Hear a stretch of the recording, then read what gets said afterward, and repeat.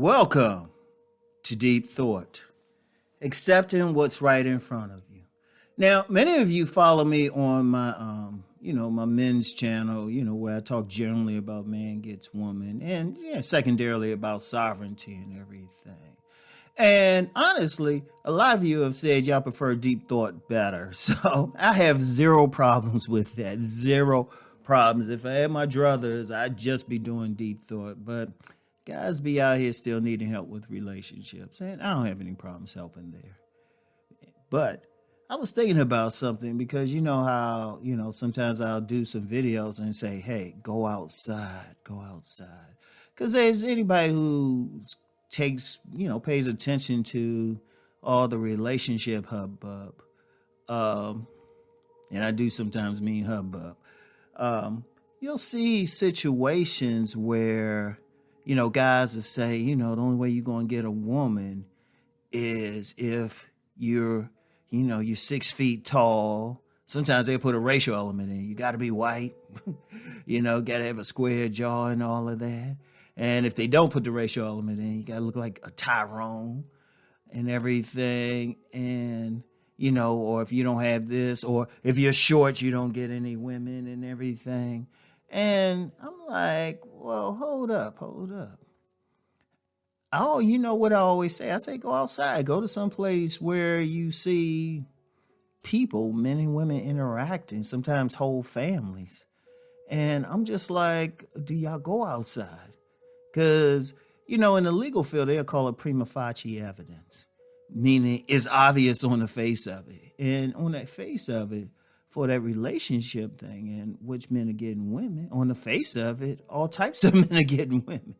Shoot. Even myself, as much as I talk body game, I just saw something on my IG, a guy who, quite frankly, would be considered grossly obese. He's with this fine young woman. They got the wedding rings on and everything. I'm like, hey, it's right there. Now, I'm not going to talk about just the relationship part, but that's everything. How often have we, in our minds, in our false beliefs, wanted to believe something, but then what's happening right in front of our eyes shows us something different? Think about it. And a lot of times we don't want to. See, the thing is, a lot of people are sleepers. A lot of people are sleepers. A lot of people are stuck into their false beliefs. Even if you show them evidence otherwise. I've lost track of how many disagreements I've had with people. They'll say something and I'll say, well, hold up. I see some people, it's working out for some people. Like, let's go back with the relationship thing, particularly in the Black community. There are guys who aren't thugs. They aren't athletes who are getting good women. There are good women who aren't 304s. Who, they ain't on some IG thought thing getting good men. That's right in front of you if you look. And I'm using a relationship example because that's one of the bigger pieces, but it could be anything. Like, let's use racism. How many people feel like that someone of another race will behave a certain way based on their beliefs? And, to the point when you present a group who are not behaving that way, the people have a problem.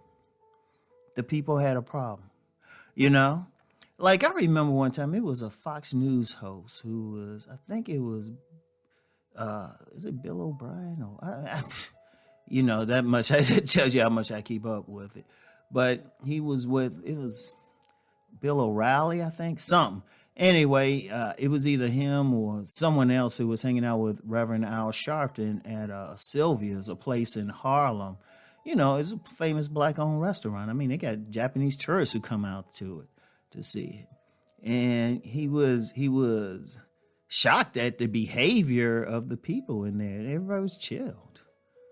Seriously, think about that. How often have you had some racist person, they were like, oh, you don't act like the rest of them and stuff. And I'm like, it's right in front of you, though. How many people have you seen? Really? Because you can't go by what the media only presents a microcosm of life. And part of what they do is for propaganda, for entertainment, to promote certain products, you know.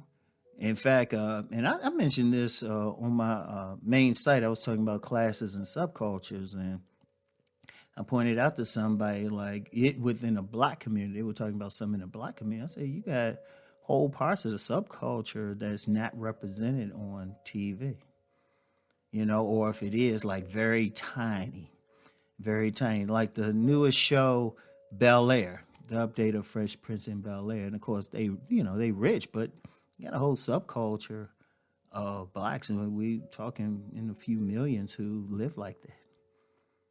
You know, maybe not millionaires, but they up there. They got big houses. Shoot, they got a whole culture to themselves. Some people call them boule, even though that's technically just a fraternity of, high achieving black male professionals. But, or bougie or something. But they still exist. And if you're in a position to see them, it's right there. And I mean, there's several things. There's several things. How often do we have some idea about a group of people, any group of people? It doesn't have to be just limited to the black community. But when we're around them, we see something totally different. But sometimes even when you see something in front of you, you have trouble. Many people have trouble accepting that because it goes against their belief system, cognitive dissonance. They believe one thing, but they see something else.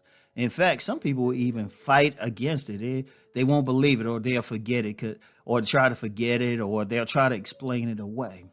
And the only reason they're trying to explain it away is they were going on a belief system. Because I've said this before, you can actually kill somebody if you sufficiently mess with their belief system. You can actually kill somebody. That's how deep it is. But see, some people don't want to deal with it. People don't want to deal with truth.